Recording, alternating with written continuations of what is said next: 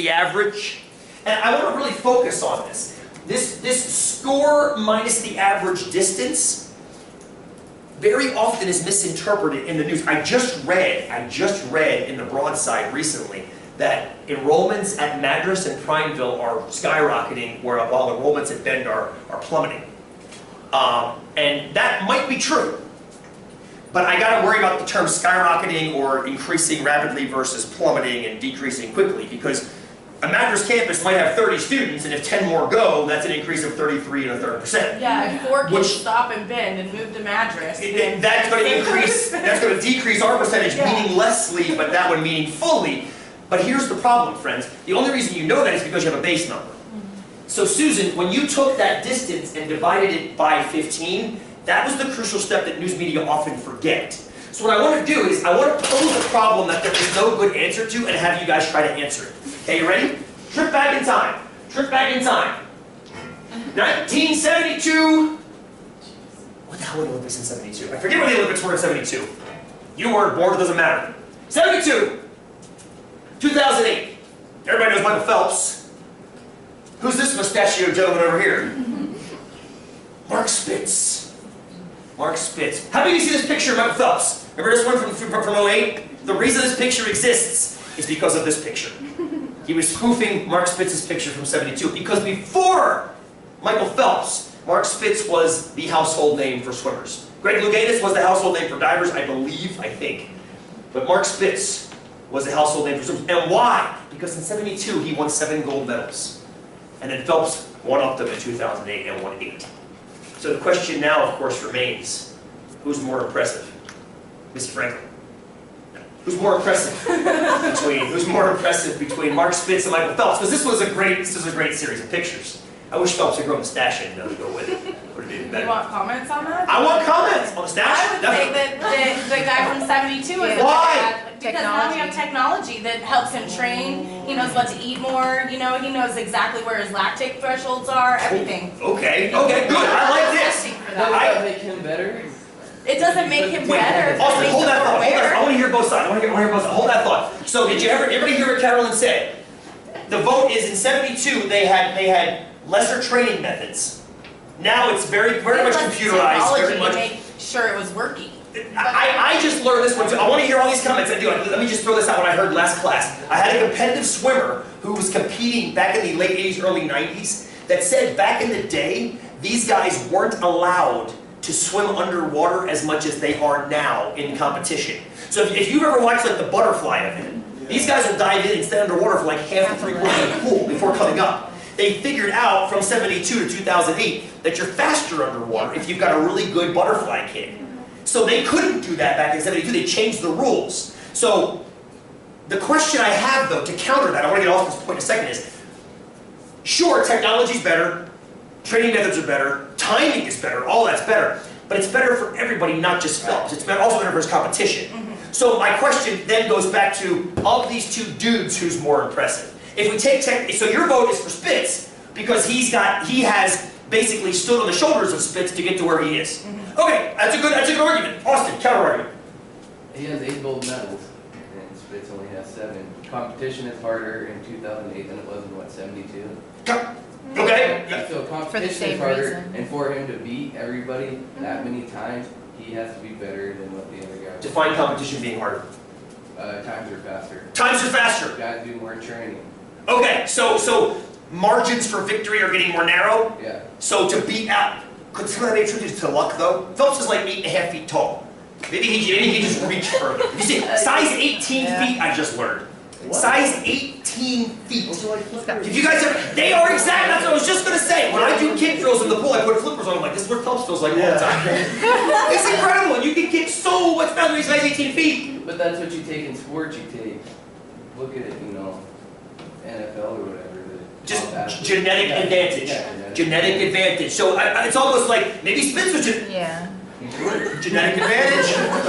Genetic advantage. How about the Whitney water resistance? The drag of that mustache. Drag of the mustache. Can you go around with it? Daniel, we're going to say, my friend. I was going to say the same thing as you, that everybody's moved up. So you're kind of like with Austin and everybody was similar in his era, everybody's similar in his era, so it doesn't really matter the training. So let's just compare them to each other.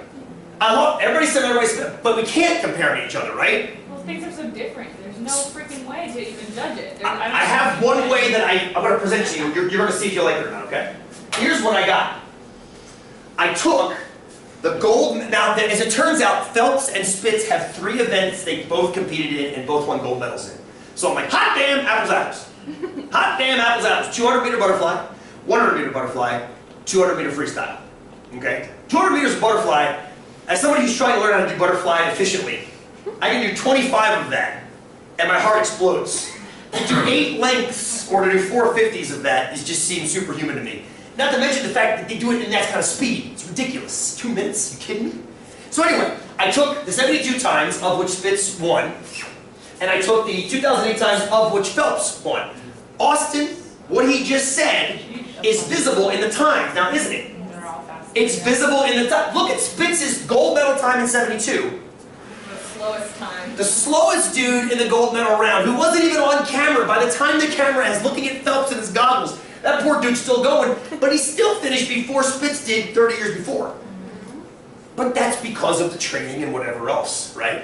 So you can't just go, well, all 8 of these guys kick all 8 of these guys' asses. You can't say that. That's not fair to do, because you have to adjust for, if you will, inflation. Inflation of the training, inflation of the science. The damn suits they wear, the shark suits, that apparently gives you an advantage too. I'm sure when you're swimming a freaking 200 butterflies in 1.8 minutes, there is an advantage there.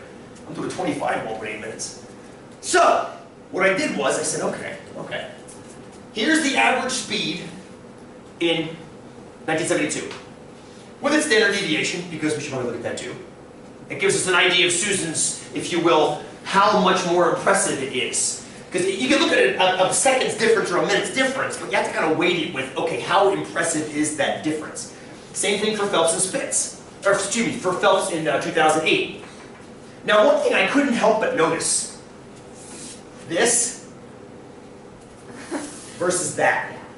Now, this does tie to what Austin was saying, but if you look at then how close these guys are to each other, I mean, 3/100ths of a second is like, whatever, 3/100ths of a second. That's a lot in an event like this. That's visible in an event like this. In an event like this, 1/100th of a second it's amazing, but you can actually see the difference if you watch the videos. It's incredible. It looks like a splash hitting the wall in 08, but in 72 you're like, oh yeah, they got the mustache. Yeah, please. Okay, so if we compare the times between first and second. I got it better. Let's compare the times for the whole crew. Let's look to see how Spitz did against his whole crew, rather than just second. Because that seems a little favoritism. It seems like, oh, he blew away second. What about third, fourth, and fifth? I mean, if you only look at more. Say that again? You would have blown them away more because they were slower. More, but the thing is, if you just cherry pick 2 points, you're ignoring the other 6. So I'm trying to use the average I calculated, which was with all 6. I'm not saying you can't do it your way. I'm not at all. But if you try to just look at that difference of 3/100ths, how are you going to scale it? This way I can scale it by using all 8 data points. So what did I just learn here by doing this? Susan, I used your calculation if it's okay. I turned Spitz's raw score into a z-score by doing exactly what you guys just did. His time minus the average time. Now, if I do that, I figure out how much further is he above average. But that doesn't tell me squat until I weight it with the standard deviation. And when I find that out, where is he? A lot higher than Well, where is this? Lower. -2, which is 2 watts. standard deviation. 2 standard deviations, I'll do it this way. 2 standard deviations down from average, right? That's into unusual territory, isn't it? That's into that freakish left side of the bell curve. That's when I sit back and I go, holy crap, not only is he fast, he's unusually fast. Do the same thing for Phelps in his year. See what I'm doing here? I'm taking those 2 curves that are obviously different and bringing them down to the same curve. 2 standard deviations for Spitz corresponds to -1.62, which means he's only 1.62 standard deviations down. Which means, who's my vote for more impressive in the 200-meter butterfly? Spitz! He's more unusually fast. Does this mean Phelps is not fast? Jesus, no, he's ridiculously fast. I'm saying Spitz is more unusually fast. In other words, Spitz is, in my definition, emphasis on my definition, more impressive. This is a quantifiable measure. This does not mean Phelps was slow. It just means Spitz was quicker when compared to his field. What you've just done is giving yourself apples. You've taken them off their individual curves with their different averages and their different standard deviations, and you've brought them down to the same curve. And given you something to compare. When is this useful? Whenever you have to do something like that. You've got data on child development from New York State. You've got data on child development from Colorado. You've got data on child development from Montana. Scales are all different. No problem. Boom! Scales all the same. Pretty cool, huh? I did the same thing for all their events. The 100 fly and the 200 free. Same thing. I didn't bother showing you the data. I just did the calculations for you here. So on the 100 fly, Spitz had a negative 168. Phelps negative 1.4. Pretty close. Pretty damn close. Who's slightly more impressive based on this? Spitz again. But in the 200. But in the 200 free. Those gargantuan 9-foot-long arms and those size 18 feet. Man. Although the feet would be amazing in the butterfly too, that slapping, that dolphin kick. But these guys in the water, like Evan Roos. Missy Frank, they had a GoPro under her in the water once showing her form. It is insane. Like she's running horizontally through the water. I mean, I feel like I'm running horizontally through the water. I'm drowning slowly. Watching these guys and girls compete is staggering. So I'm not trying to say that any of this is unimpressive. I'm trying to say that you now have a tool for weighting how impressive something is. Even if you have different scales, you're bringing to the same scale. Now, you might not believe this next bit, and that's okay. But the tool you just used is this. Susan, I wish I could call this the S-score. It's your score. If you take a raw score, take away the average of that data, and divide by that scalar standard deviation, what you end up with is a position on normal. That's the point. If you already have the... Now, actually, what's kind of cool about this, too, is this will even work for non-bell-shaped data. That's what's kind of slick about this. It'll even work for non-bell-shaped data. We're only going to use bell-shaped data in the remainder of this class we have together. But this also works if the data is not bell-ish enough to be argumentatively bell-shaped enough.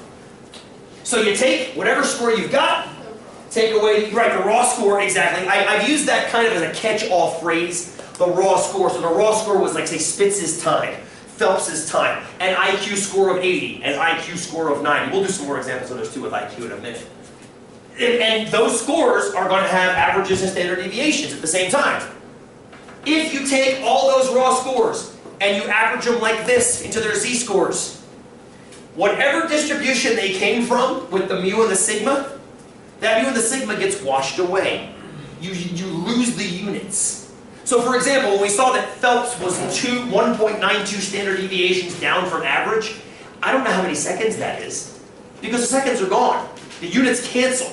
You're left with just pure standard deviations. Here's the part I didn't believe when I first saw it. These z-scores have an average of 0 and a standard deviation of 1. I remember sitting in class just like you guys were half my life ago learning that and asking Dr. Mason, Dr. Mason, I don't get that. Why is the average 0 and a standard deviation 1? How does that just magically happen? He's like, well, I've been doing statistics for 30 years. And I tuned out at that point. Because the next thing that was, it's just the way it is. Like, no. That's the beauty of mathematics. Mathematics is never because it's the way it is. Mathematics is because you can prove it to be so. I couldn't know the proof out of him that day. Held him after class. I used to drive that guy nuts, that poor guy. You can imagine what it's like having me in a class. I used to drive him insane. So I went home and did it myself. I said, you know what, I can prove this myself. And I went home and actually did some proofs. If you want to see them, they're on your enrichment page of the website. Chances are you're never going to want to see them. But you do know why they average to 0 already. Because you somewhat proved it in class about 5 weeks ago with Bert and Ernie. Remember Bert and Ernie? Oh, it was many moons ago. Good times, Bert and Ernie. Remember we were calculating the standard deviation by hand at one time? At one time, figuring out the average deviation from mean. Little chart we set up, all the test scores, the average, the difference from average, each of the test scores. I made you guys recite over and over again. What is the standard deviation? It's the average distance from the average. Average distance from the average. The whole reason you needed that formula was because these deviations sum up to 0 all the time. If you take all your data and figure out how far it is away from average, the ones that are above cancel the ones that are below. Mathematically. We never formally proved it. If you want a formal proof, it's online. But that's why it's 0. The standard deviation of 1 is trickier. It's trickier. But that's there too if you want to see it. If you ever have trouble falling asleep on a weekend, just log into that page. Get plenty of material, knock it right out. Speaking of knocking it right out, you click that right now. Get the hell out of this room, come back in 5 minutes. Yes, let's put this to work. Let's put Susan's formula back to work. But recharge your batteries first. Good Lord, people.